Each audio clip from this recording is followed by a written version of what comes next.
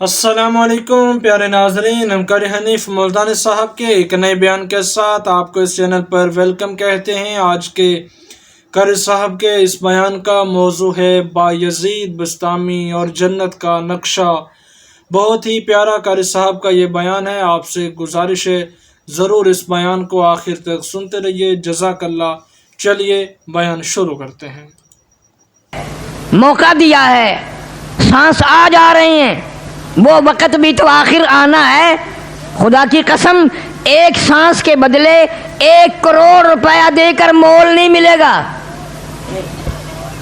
ایک سانس مول نہیں ملے گا۔ حدیث شریف میں ہے، حضور صلی اللہ علیہ وسلم نے فرمایا کہ آخری وقت اتنا نازک ہوتا ہے، ارشاد گرامی ہے، اس طرح سانس آتا ہے جس طرح ہزاروں ڈھینگریوں کے اوپر سے گھسٹ کے آ رہا ہو، کانٹوں کے اوپر سے گھسٹ کے آ رہا ہو، سانس لیتا ہے، آتا نہیں ہے۔ دھی پوچھتی ہے اماں کیا بات ہے، بہن پوچھتی ہے باجی کیا بات ہے، بیٹا پوچھتا ہے ابا جی کیا بات ہے، کہتا ہے اور تو کچھ نہیں، سانس لیتا ہوں لیا نہیں جاتا، سانس رکتا ہے، کوئی چیز پکڑے ہوئے سانس کو۔ اللہ پاک فرماتے ہیں قل اللہ یحییکم، قل اللہ یحییکم ثم یمیتکم ثم یجمعکم الی یوم القیامۃ لا ریب فیہ۔ تم نہ تھے، میں نے تمہیں بنا لیا، ہاتھ کان تمہیں دیے، ناک دیا، آنکھیں دی، عقل دی، شعور دیا، تندرستی دی، کتنے خوبصورت خوبصورت بچے عطا فرمائے، کتنے پیارے پیارے لخت جگر نور نظر عطا کیے۔ تجھے ساری زندگی میں میرے قرآن کا خیال نہ آیا، کون خیال کرے؟ اعتقاد نہیں، یقین نہیں۔ جن حضرات کا یقین تھا وہ سب کچھ کما کے لے گئے اس دنیا سے، اسی ماحول میں روٹی بھی کھاتے تھے، پانی بھی پیتے تھے، بال بچوں والے بھی تھے، سب کچھ تھا، لیکن خدا کی قسم جب ان کی موت آنے لگی جنت کے نقشے کھینچ کر سامنے کر دیے گئے، جنت کے نقشے کھینچ کر سامنے کر دیے گئے۔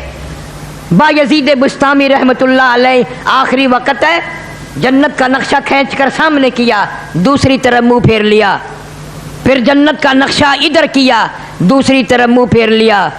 فرشتے نے عرض کیا جنت سے نفرت کرتے ہو؟ فرمایا نہیں، میں نے جنت میں جھانک کے دیکھا ہے، میں اس جنت کو کیا کروں گا جس میں میرے رب کا دیدار نہیں۔ اور یوں کہا وہ گل ہی کیا ہے، وہ گل ہی کیا ہے کہ جس گل میں بو نہ ہو، وہ گل ہی کیا ہے کہ جس گل میں بو نہ ہو، وہ دل ہی کیا ہے کہ جس دل میں تو نہ ہو، میں اس جنت کا کیا کروں گا جس میں میرے رب کا دیدار نہیں۔ دنیا کے اندر ہر قسم کا آدمی آیا، خدا کی قسم ایسے لوگ بھی اس دنیا میں آئے، اور ادھر دم نکلنے لگا، موت آنے لگی، پریشانی ہونے لگی، ادھر آواز آئی لا تخافوا ولا تحزنوا وابشروا بالجنہ، غم نہ کر، خوف نہ کھا، خوش ہو جا جنت الفردوس کے لیے جس کا تجھ سے دنیا میں وعدہ کیا۔ مدنی کریم صلی اللہ علیہ وسلم نے، قرآن پاک نے، اللہ والوں نے جس جنت کا وعدہ دیا وہ جنت تیرا انتظار کر رہی ہے، 8 دروازے کھلے ہوئے ہیں۔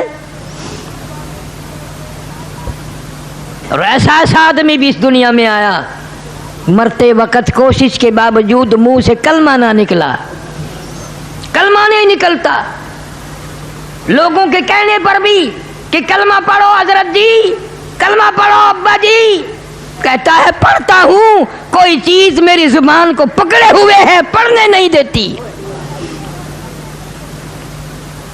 یہ سارے مناظر حالات تمہارے سامنے ہیں۔ یہاں ضلع جنگ میں ہیڈ ترمیم دنیا جانتی ہے، اخباروں میں بھی آیا، لوگوں نے بتایا، کئی سال ہو گئے، دریا میں ایک لاش تیرتی ہوئی آئی، پولیس کے آدمیوں نے نکال کر بستی والوں کے ذمے لگا دیا کہ مسلمان ہیں، دفن کفن کرو۔ مولوی کو بلایا لوگوں نے، لاؤڈ اسپیکر کھولا، چندہ مانگا، 2 آنے، مائیوں بیٹیوں بہنوں، 2 4 آنے چندہ بھیجو، بے وارسی لاش ہے، کفن خریدنا ہے۔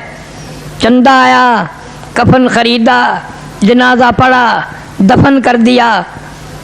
تیسرے دن پتہ چلا جس پہ 2 آنے 4 آنے مانگے ہوئے پیسوں کا کفن پڑا 35 مربوں کا مالک تھا۔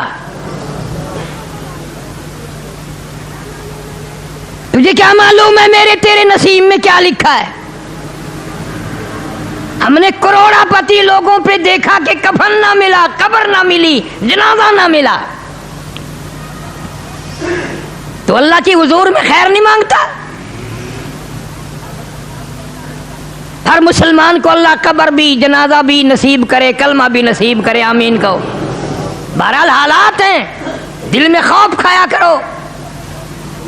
ایکسیڈنٹوں میں لوگ مر جاتے ہیں، پہچان تک نہیں ہوتی۔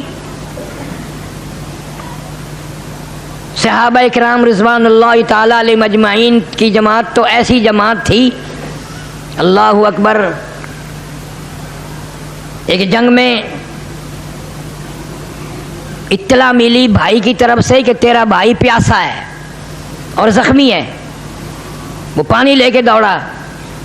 یہ ان کی بات ہے، ہماری نہیں، ہماری نہیں ہے، یہ ان کی بات ہے جو محمد کریم صلی اللہ علیہ وسلم کے شاگرد تھے، جنہوں نے امام الانبیاء کے پیچھے نمازیں پڑھی، رضی اللہ تعالی عنہ، جنہوں نے نبی کے ہاتھ پہ ہاتھ رکھ کر کلمہ پڑھا، جنہوں نے چمڑے اڑوا کر کلمہ پڑھا، جنہوں نے آگ کے انگاروں پہ لیٹ کے کلمہ پڑھا، جنہوں نے اپنے معصوم بچوں کو نیزے کی نوک پہ لٹکتا ہوا دیکھ کر کلمہ پڑھا۔ اطلاع ملی پیاسا ہے بھائی، پانی مانگ رہا ہے، آخری وقت ہے، یہ پانی لے کے دوڑا، تلاش کیا، مل گیا، برتن میں پانی ڈال کر دیا، برابر میں پڑے ہوئے دوسرے زخمی نے بھی آواز لگا دی، بھئی اپنا بھی آخری وقت ہے، 2 گھونٹ پانی اگر زیادہ ہو تو مجھے بھی دینا، میں بھی حلق گلا کر لوں گا۔ جس نے پانی منگوایا تھا، جس کے لیے پانی لایا تھا، اشارہ کر دیا کہ میرا اللہ مالک ہے، اس کے پاس چلا جا، اس کو پلا۔ اس نے پانی لیا اور پینے کا ارادہ کیا، تیسرے نے آواز دی، بھائی 1 گھونٹ پانی ہو تو ہمیں بھی دینا۔ اس نے دوسرے نے بھی اشارہ کر دیا، پہلے اس کو پلا۔ جب اس تیسرے کے پاس گیا پلانے والا تو وہ حوض کوثر پہ جا چکا تھا، وہ جنت الفردوس میں پہنچ چکا تھا۔ واپس آیا، وہ دوسرا بھی ختم، وہ تیسرا بھی ختم، تمام کے تمام نے یہ ثابت کر دیا کہ وہ حوض کوثر پہ تو پانی پی سکتے ہیں، لیکن اپنے بھائی کی پیاس کو سن کر خود پانی مرتے وقت بھی نہ پیتے تھے۔ یہ ان کی خصوصیت ہے۔ حضرت محمد کریم صلی اللہ علیہ وسلم نے ان کے جگر، ان کے گردے، ان کے دل اتنے صاف کر دیے تھے نگاہ نبوت سے کہ وہ کچھ اور سوچ ہی نہیں سکتے تھے۔ بدقسمت قوم صحابہ کرام کی قدر نہیں جانتی۔ تمہیں کیا معلوم کہ یہ کون لوگ تھے، یہ کس کے شاگرد ہیں، کس کے مرید ہیں، کس کے مقتدی ہیں، کس کے وزیر ہیں، کس کے ماننے والے ہیں؟ بس تمہیں تو اپنا پتہ ہے کہ میرا داؤ لگ جائے بس۔ ارشاد فرمایا مدنی کریم صلی اللہ تعالی علیہ وسلم نے، او لوگوں، میرا صحابی 1 کھجور اللہ کے نام پر صدقہ کرے، خیرات کرے، تمہارا احد پہاڑ کے برابر سونا صدقہ خیرات کرنا میرے صحابی کی 1 کھجور کا مقابلہ نہیں ہو سکتا۔ اتنے عظیم لوگ، ان کی شرافت، ان کی جانت، ان کی امانت قرآن بیان کرے، محمد کریم صلی اللہ علیہ وسلم کا فرمان بیان کرے۔ آخر وہ کون لوگ تھے جنہوں نے مدینہ منورہ میں، اللہ سب کو زیارت نصیب فرمائے، ادھر ہجرت کر کے گئے ہیں، کھانے کو نہیں ہے، پینے کو نہیں ہے، رکھنے کو تو کیا تھا، ادھر جنگ رمضان کا مہینہ آ گیا، ادھر جنگ بدر کا اعلان ہو گیا، سب سے پہلا جنگ، سب سے پہلے لڑائی جنگ بدر ہے جو 17 رمضان المبارک کو ہوا ہے۔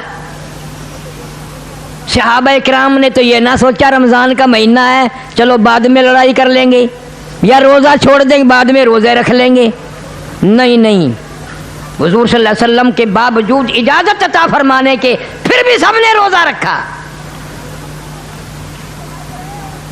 مرد تو مرد رہے، عورتوں نے کمال کر دیا۔ ایک عورت آتی ہے حضور کریم صلی اللہ علیہ وسلم کی خدمت عالیہ میں اور آ کے عرض کرتی ہے آپ اپنا ہاتھ پھیلائیں۔ حضور صلی اللہ علیہ وسلم نے اپنا دست مبارک پھیلا دیا، اس کے اوپر اپنے سر کے کٹے ہوئے بال رکھ دیے اور رو کے عرض کرنے لگی غریب ہوں، مسکین ہوں، مفلس ہوں، نادان ہوں، بالکل غریب ہوں، کھانے کو بھی نہیں۔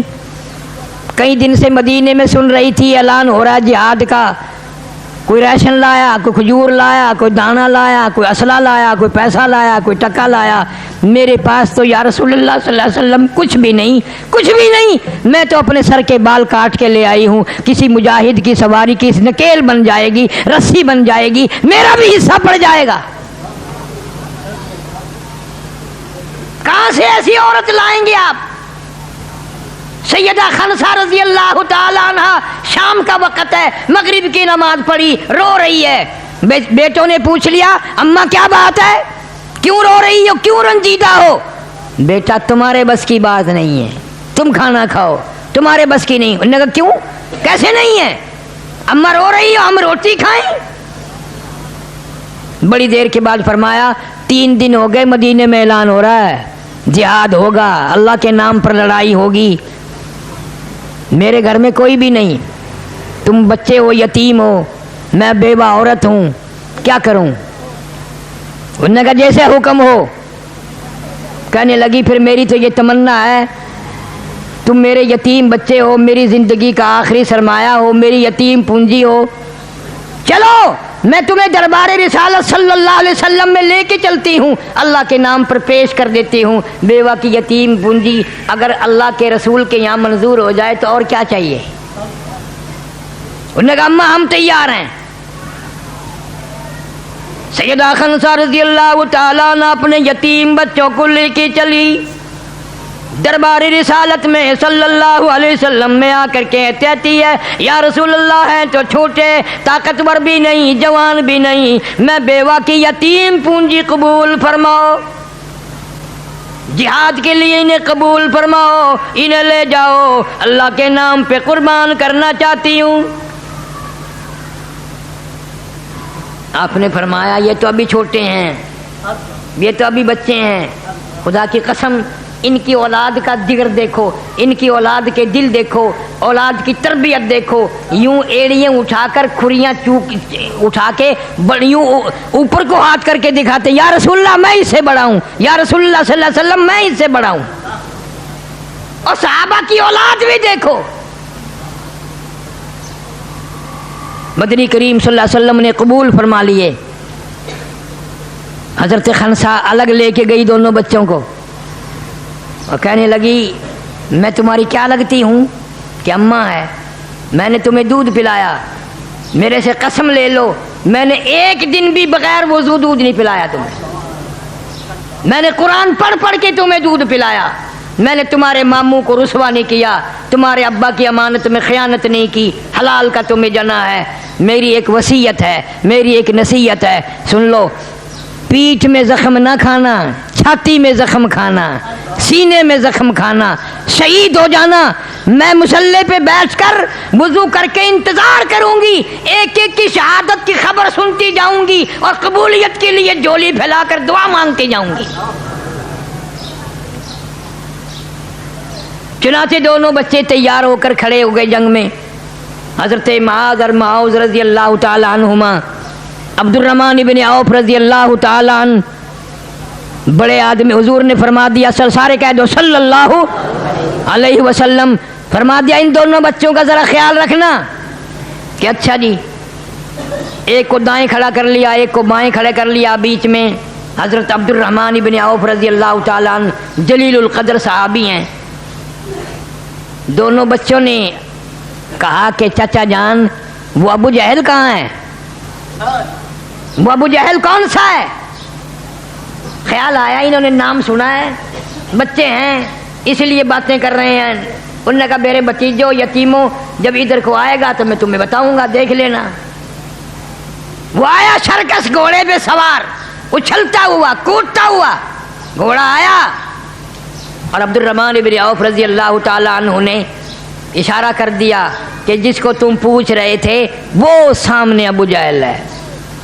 उसे क्या मालूम था इनका ये प्रोग्राम है, और पीछे माँ की दुआएं हैं, पीछे माँ की दुआएं हैं कि वो अबू जहल है सामने। बस इतना बताकर देखते क्या दायां बायां दोनों खाली हैं। दोनों ने पहले ही प्रोग्राम बना लिया था, बात कोई नहीं की थी, आगे को दोनों ने मुंह निकाला था, आंखों ही आंखों में प्रोग्राम बन गए।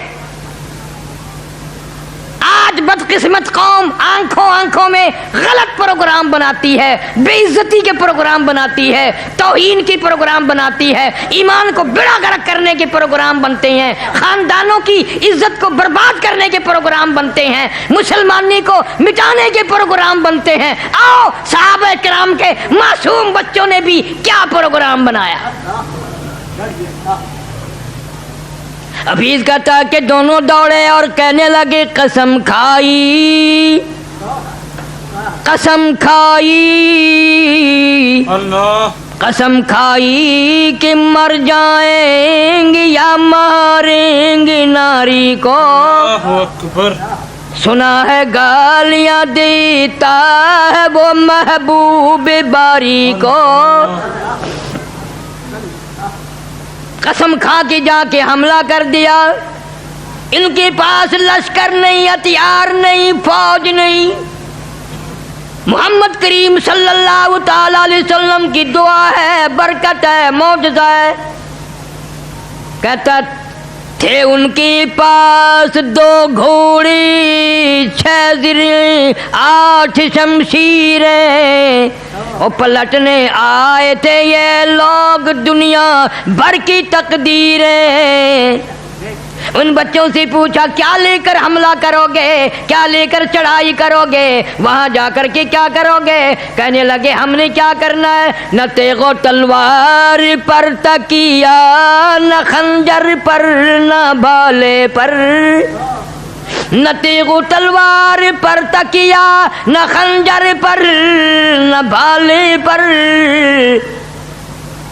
तवक्कुल है फकत एक सादी सी काली कमली वाले पर।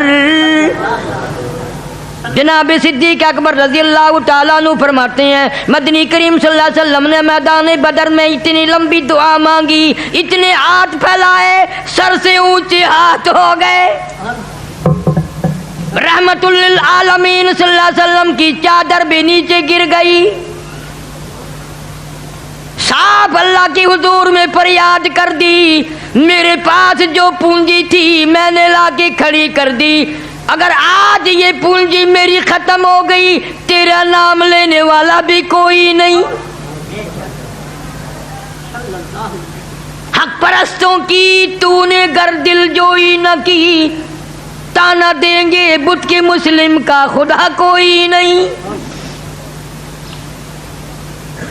बच्चों ने दौड़कर अबू जहल को घोड़े से नीचे गिरा दिया, उसकी दोनों टांगें काट दी, उसके ऊपर चढ़ बैठे और एक दूसरे सहाबी से कहा हमें गर्दन काटने का तरीका नहीं आता, आओ इस शिकार हमने कर दिया है, इसकी गर्दन काटो। मरता मरता अबू जहल काफिर कहने लगा अफसोस किसी बहादुर के हाथों मरता, किसी जवान के हाथों मरता, मैं एक बेवा की यतीम बच्चों के हाथों मर रहा हूं।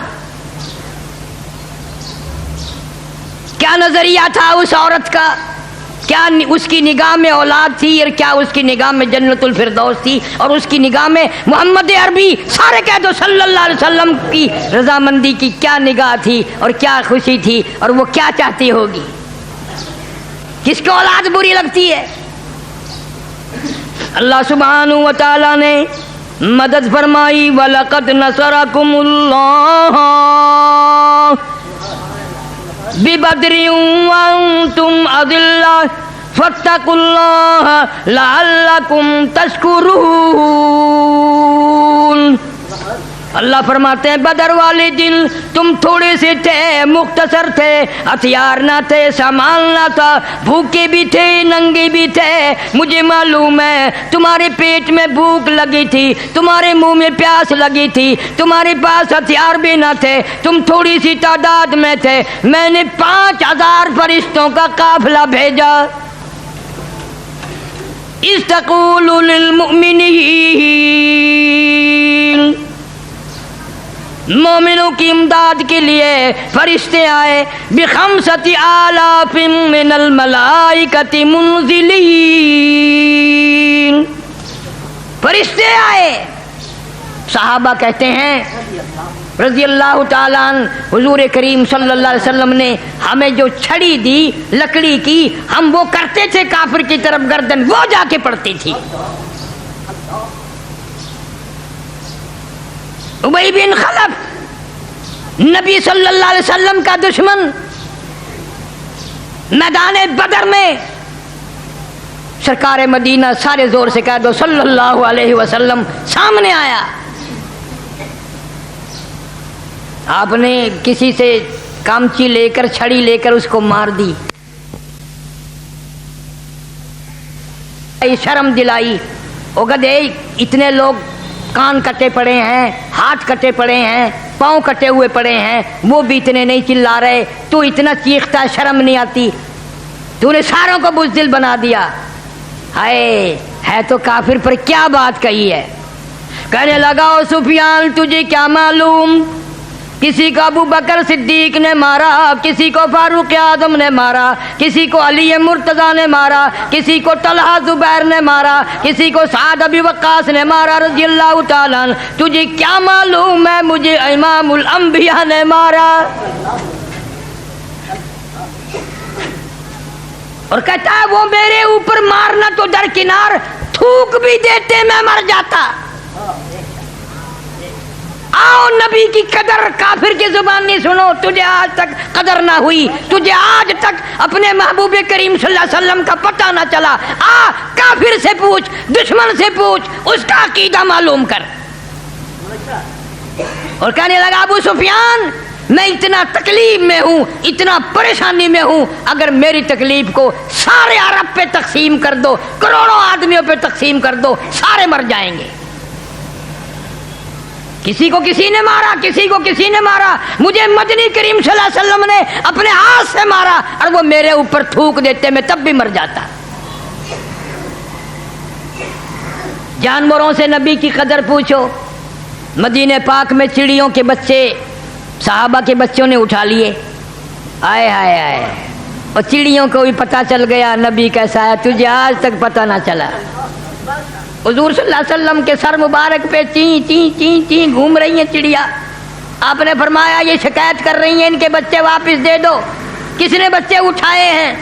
چڑیوں کو بھی پتا ہے کہ شفیع المذنبین ہے، غریبوں کا ہمدرد ہے، مظلوموں کا ہمدرد ہے، تجھے آج تک پتہ نہ چلا۔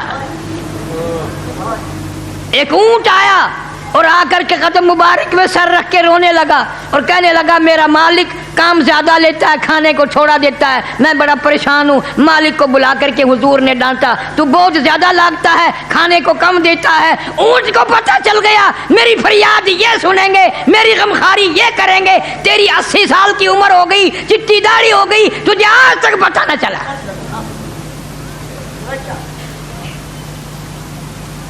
درختوں کو اشارہ کیا، اکھڑ کر آ گئے، اشارہ کر دیا واپس چلے گئے، ہاتھ میں کنکر لے کر۔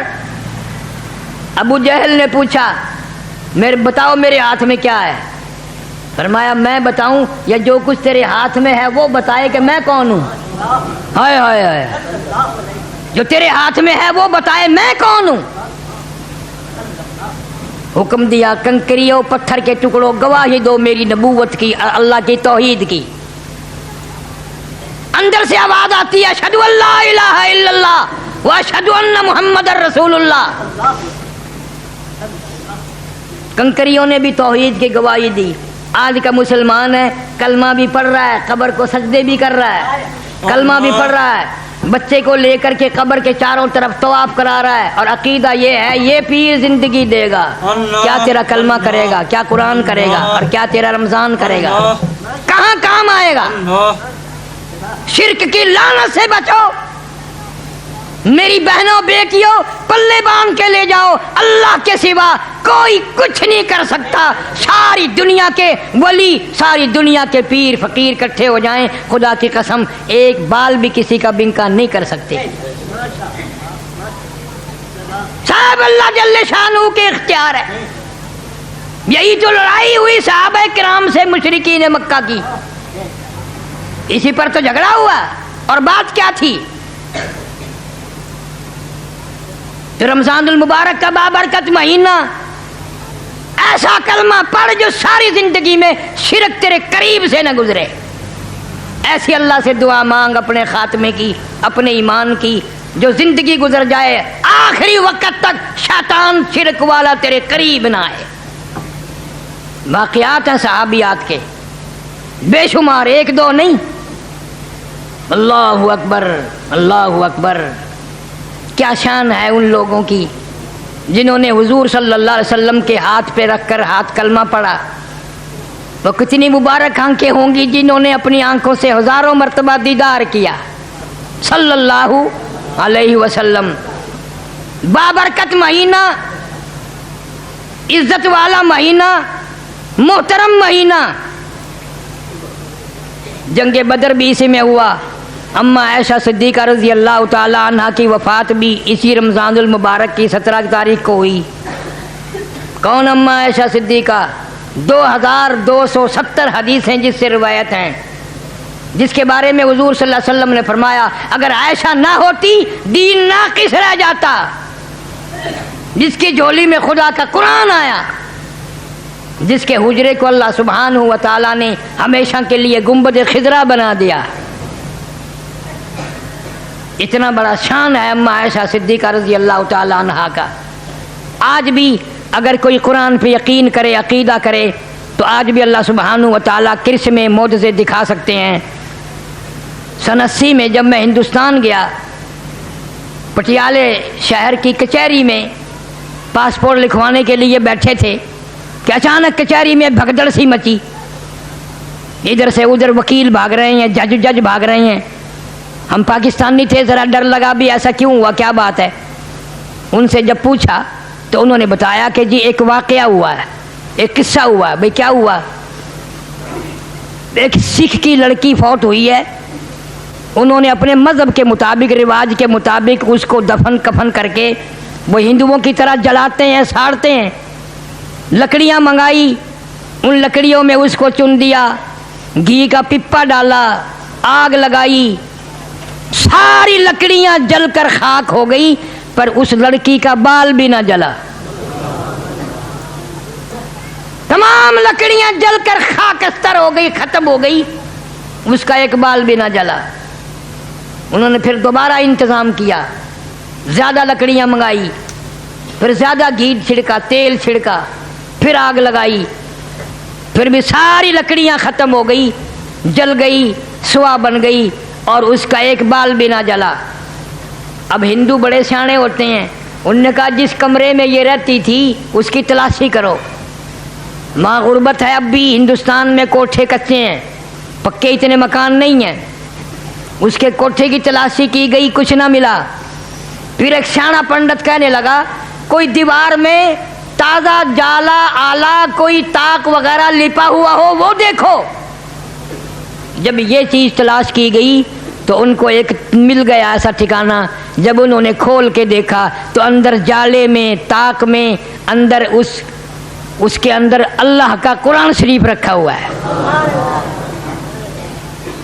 बीमार हुई, यकीन हुआ कि मौत आएगी, सोना ना छुपाया, चांदी का इंतज़ाम ना किया, औलाद का इंतज़ाम ना किया, छुपकर मुसलमान हुई थी, डरती थी मारेंगे घर वाले, मुझे ख़त्म कर देंगे। आखिरी वक्त में हिफाजत के लिए अंदर कुरान करीम को रखकर बाहर से लीप दिया, किसी काफिर का पलीत हाथ अल्लाह के पाक कुरान को ना लगने पाए। अदब किया, एहतराम किया, इकराम किया, इज्जत की। उन्होंने कुरान खोलकर जब देखा, मजबूरन बुलाकर 2 दफा तो तजर्बा कर चुके थे, मुसलमानों को बुलाकर कहने लगे ये कलमे वाली है, ये कुरान वाली है, ये ईमान वाली है, हमारी नहीं है, तुम ले जाओ, इसका दफन कफन तुम खुद करो। वहाँ लोगों ने जनाजा पढ़ा और फिर कब्र बनाई, उसको कब्र में दफन किया। बताना ये चाहता था, खसूसन औरतों को ये बताना चाहता था कि ये बात सही नहीं कि हम ये सोच लें कि ये बरकतें तो सहाबा किराम के दौर में थी, ये बरकतें तो सहाबा किराम के दौर में थी, अब नहीं है। आज भी कुरान में वही बरकत है, वही नूरानियत है, वही रहमत है, वही अल्लाह की करीमी है। आज भी कुरान पे यकीन करके देख, कुरान पे एतमाद करके देख, कुरान की बरकतों को दिल में जगह बना के देख, आज भी कुरान तुझे वही जवाब देगा जो सहाबा किराम को उसने दिया था। कलमे और कुरान की बरकत से हजारों आदमियों ने देखा लकड़ियां जल गई, एक बाल ना जला। जिस कुरान की बरकत से इस आग से अल्लाह ने बचाया, वो जहन्नुम की आग से भी बचाएगा। इसलिए फरमाया अर रमज़ान वल कुरान यशफान इला यौमिल मीज़ान, औ कमा क़ाल नबी सल्लल्लाहु अलैहि वसल्लम, हुजूर करीम सल्लल्लाहु अलैहि वसल्लम ने फरमाया कुरान भी रमज़ान भी तुम्हारे लिए सिफारिशी हैं इला यौमिल मीज़ान, क़यामत के दिन तक।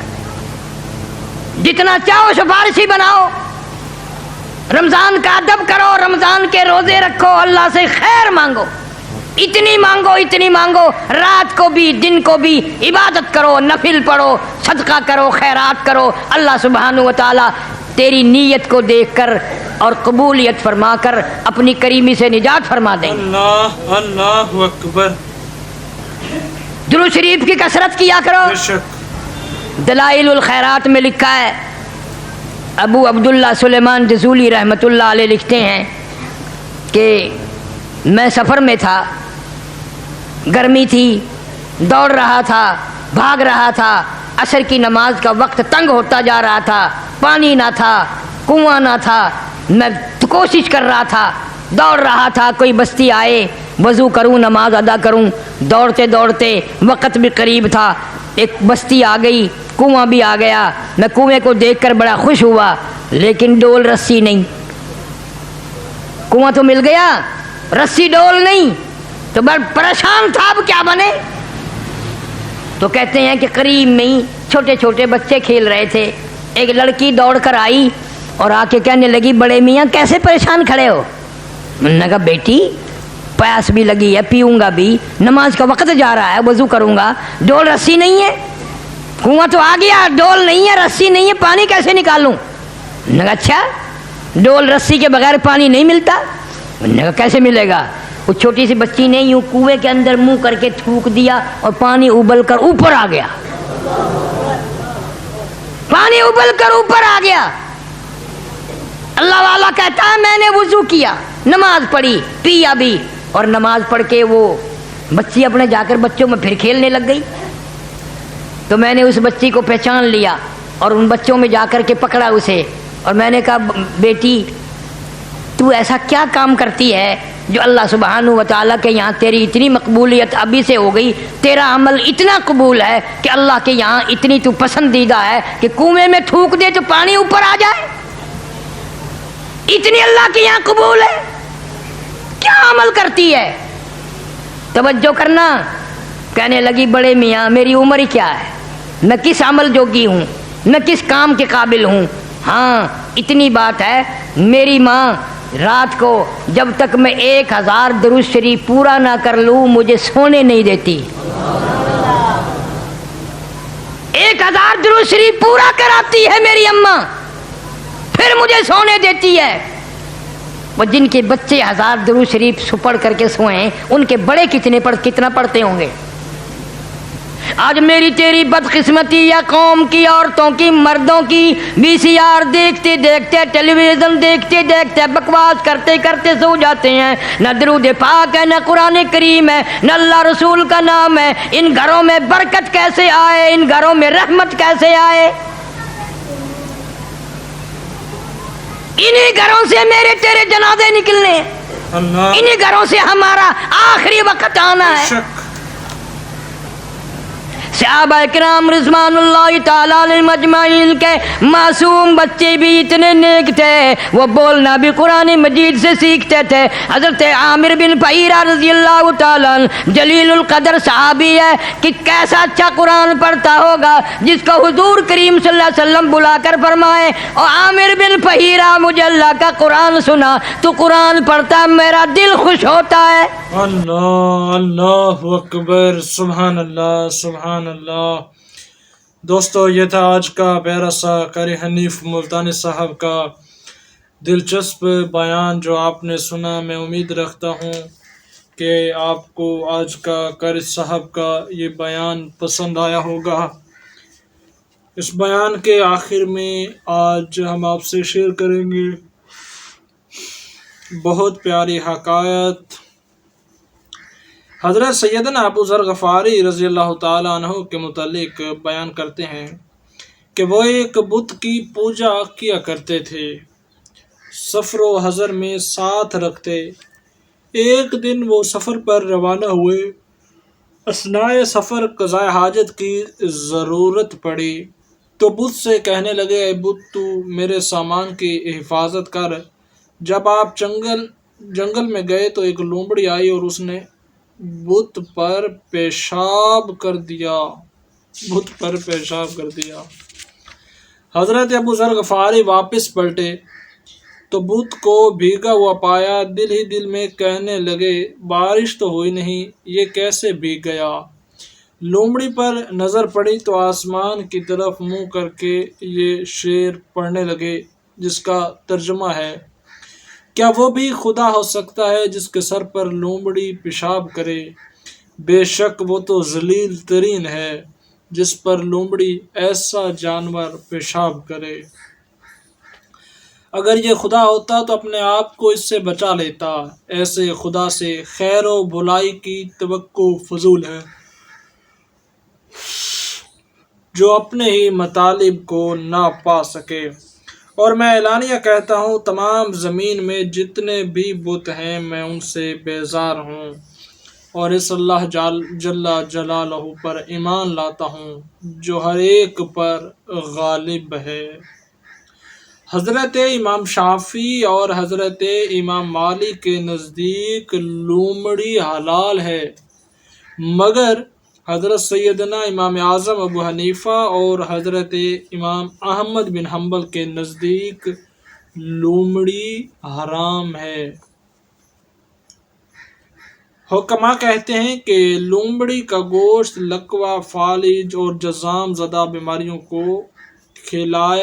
کو کھلایا جائے تو یہ نفع مند ہے۔ اس کی تلی جیسے تحال کی بیماری لاحق ہو، وہ اپنے گلے میں لٹکائے تو اللہ تعالیٰ اسے شفا سے نوازے گا۔ اس کی چربی کان کے درد میں مفید ہے کہ اس کے چربی کے قطروں کو کان میں ڈالا جائے، اور نقرس کے لیے پاؤں میں ملنا مفید ہے۔ گنجا اس کے خون کی مالش کرے تو بال نکلنا شروع ہو جائیں گے، اور جس کا دہانہ کان درد کرتا ہو تو اس کا دہانہ دانت، اور اگر بائیں کان میں درد ہو تو اس کا بایاں دانت کان پر لگائیں تو شفا ہوگی۔ کتاب العجائب و غرائب میں ہے کہ جب نر لومڑ کو بجلی سے جفتی کا اتفاق ہو تو اس سے عجیب و غریب بچہ جنے گی۔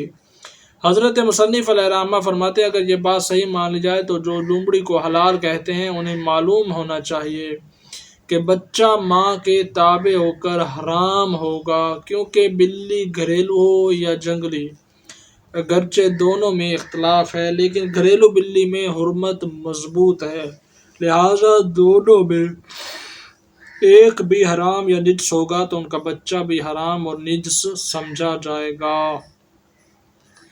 جیسا کہ مذکور ہے کہ نجاست کی مثال کچھ اس طرح سے ہے کہ اگر کتے کو لومڑی سے جفتی کا اتفاق ہوا اور بچہ پیدا ہوا تو وہ نجس ہوگا، اور اس کا وہی حکم ہے جو کتے کا ہے۔